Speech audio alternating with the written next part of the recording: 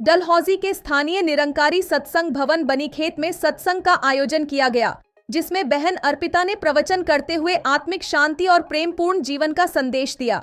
अपने प्रवचन में बहन अर्पिता ने कहा कि निरंकार प्रभु जो कण कण में व्याप्त और निराकार है, उसका एहसास करने से जीवन सरल और सहज बनता है। जब हम निरंकार को मन की गहराइयों में बसा लेते हैं तो वैर, ईर्ष्या, नफरत और अहंकार जैसी बुराइयां स्वतः ही समाप्त हो जाती हैं।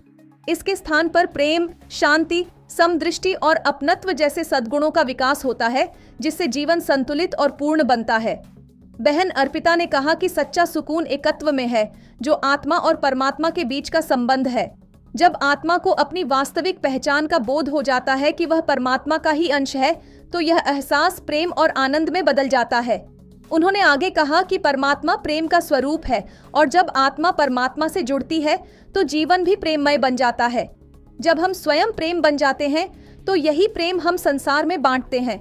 इसके परिणाम स्वरूप करुणा, दया, विनम्रता और सेवा भाव हमारे जीवन में स्थायी रूप से बस जाते हैं।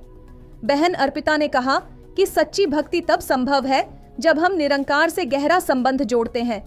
सुकून कोई क्षणिक अनुभूति नहीं, बल्कि हर परिस्थिति में टिके रहने वाला एहसास है। यह हमारे सकारात्मक या नकारात्मक भावों पर निर्भर नहीं करता, बल्कि तभी हमारे जीवन में आता है जब हम अपने हृदय में प्रभु को स्थान देते हैं। सत्संग में उपस्थित श्रद्धालुओं ने प्रवचनों को ध्यानपूर्वक सुना और आध्यात्मिक शांति का अनुभव किया। डलहौजी हलचल के लिए अशोक चौहड़िया की रिपोर्ट।